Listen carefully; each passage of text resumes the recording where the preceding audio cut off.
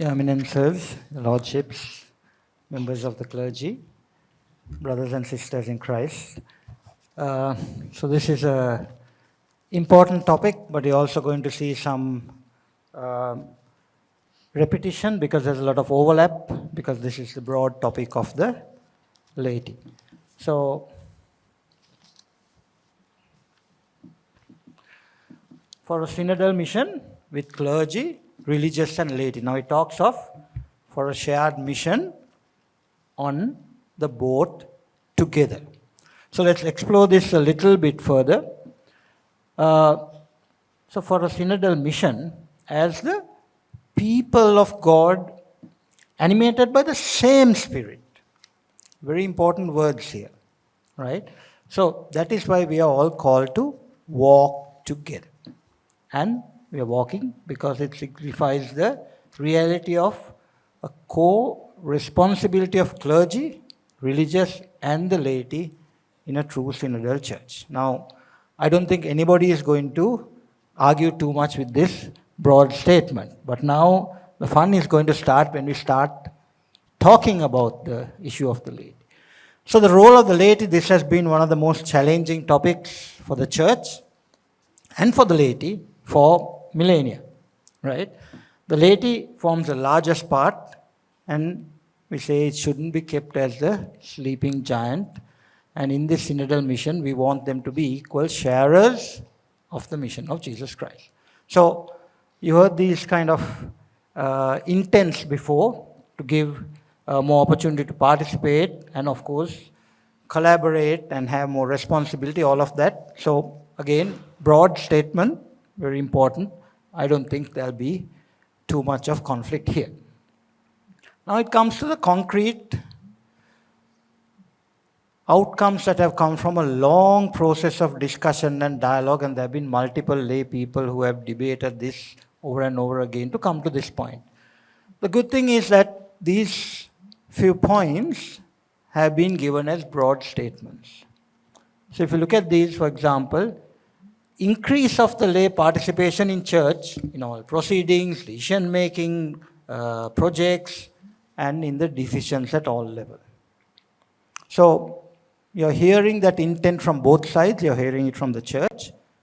And in this document also is saying, bring lay people in, right? Now, this one is more important. Appoint the laity to responsible positions in the diocesan, in our ecclesiastical institutions, seminaries, etc., etc. Now, this is something that laity have been tapping on the door of different places for a long, long time, and this is something to deeply reflect on in the way forward. If you want any examples of that, well, we were talking of education just now. Some of the best Catholic students have had an exodus to international schools, right? Now, who runs international schools? The lay people. So there are opportunities to unleash the lay in the Catholic community by bringing them into these different roles, and this is the intent. Greater recognition and support for the lives and charisms of consecrated men and women, and their involvement in the position of ecclesiastical responsibility. This has been, His Eminence pointed out the distinction on the terms of the hierarchy, and I think in lots of lay institutions and in life, people recognize the notion of hierarchy. So I don't think that will be the problem. The problem is if it becomes hierarchical, and to that extent, recognizing the importance of the roles of the different actors is what must come out, and this is what it's trying to do. Effective recognition of the dignity and the respect for the rights of those who are employed in the church and its institution. Now, has there been a kind of master-slave phenomenon in the past? Who knows? But the call out now is to recognize the importance, and that is what this is hoping to do, and renew the awareness to the ministry of listening. We're missing empathy. we're missing listening, and a lot of intent to want to bring this back. So these are the broad outcomes that came from all the dialogue which took place so far. Are the laity happy? No. Sri Lanka has the Madhyama Pratipadava complex also. If people are happy and you ask them, they say, not bad.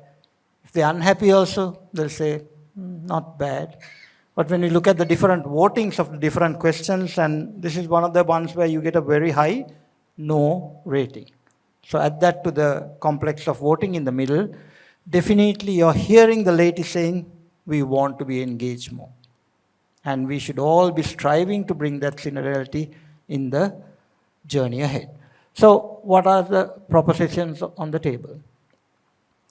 Setting up of parish, deanery and regional pastoral councils, right? The laity should be consulted, given a voice in pastoral councils, new initiatives at local and diocesan level. Now you heard about the different structures we have and that we have parish councils and all these things, but it will not serve much purpose if all these people gather, but the decision making is still made centrally.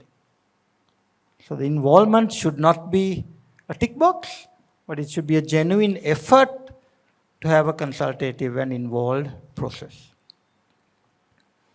Next, lay participation and share in responsibilities in the different areas such as parish finances, apostolates, pastoral orientation of the church, and things like that.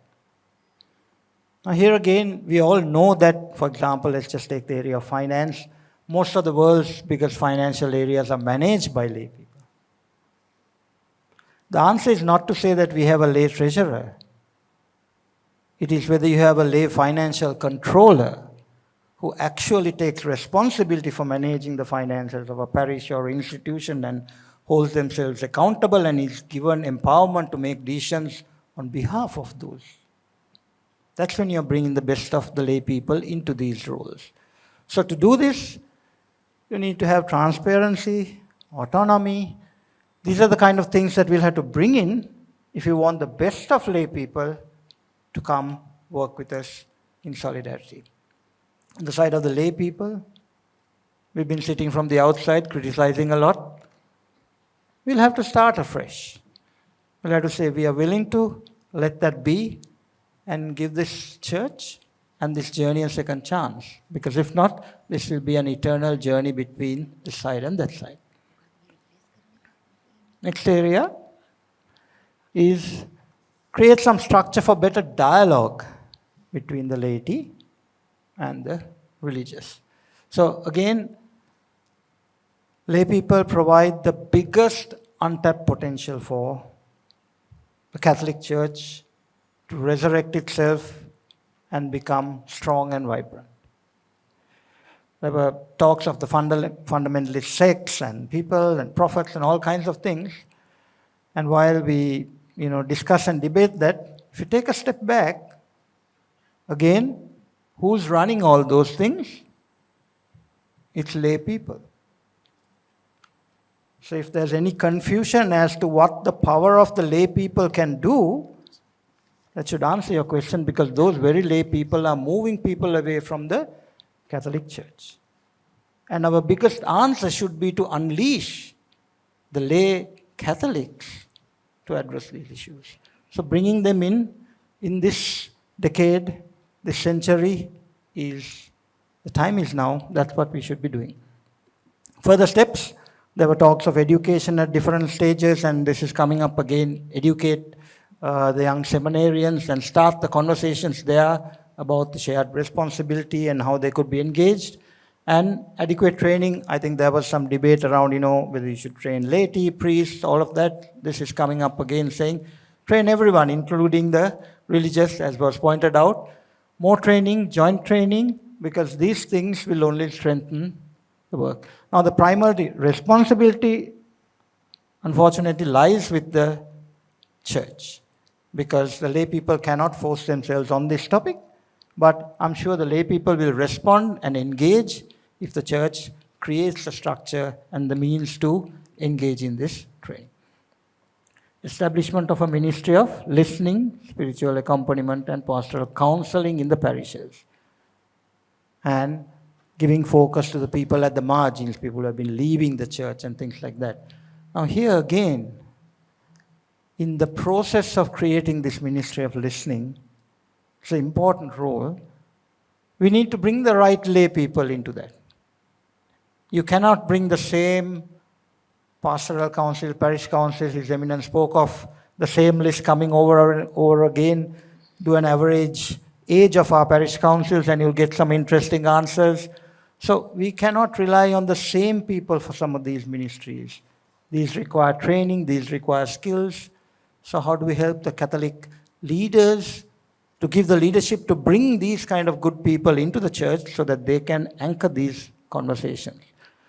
On the side of the lay people, I think this was brought up earlier, that the lay people know who are the people who have gone astray, who are in the margins, and it is their role to kind of find ways to bring them into these conversations. Initiate pathways of missionary transformation. And finally, you're talking about changing the culture and the church and making everything a lot more missionary oriented.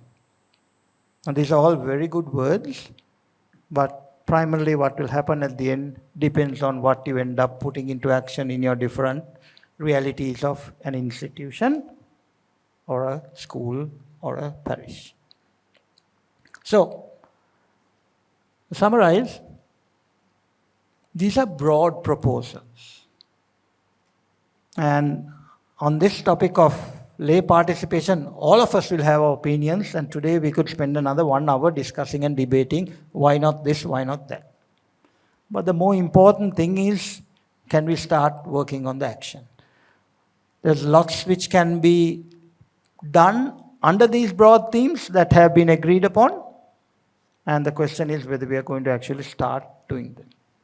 Next thing is to create an actionable plan, some timeline, some accountability, something measurable, so that some things will actually happen soon.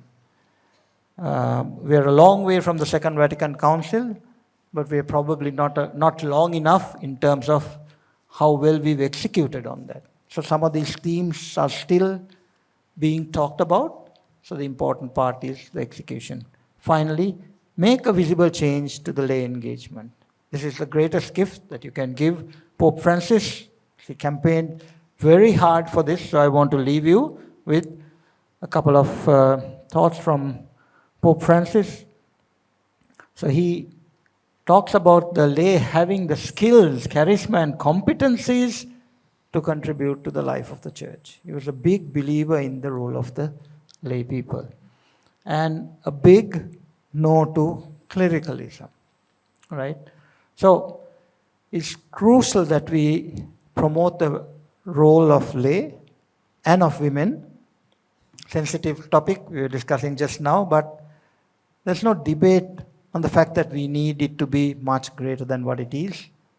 And the hope is that through these synodal discussions and the action plans that we come up with, that we can look back in maybe 10, 20 years' time and talk of this dialogue having been an apex point for a shift in the involvement of the lay in every level of Catholicism and church structure and institutional framework in the country. Thank you.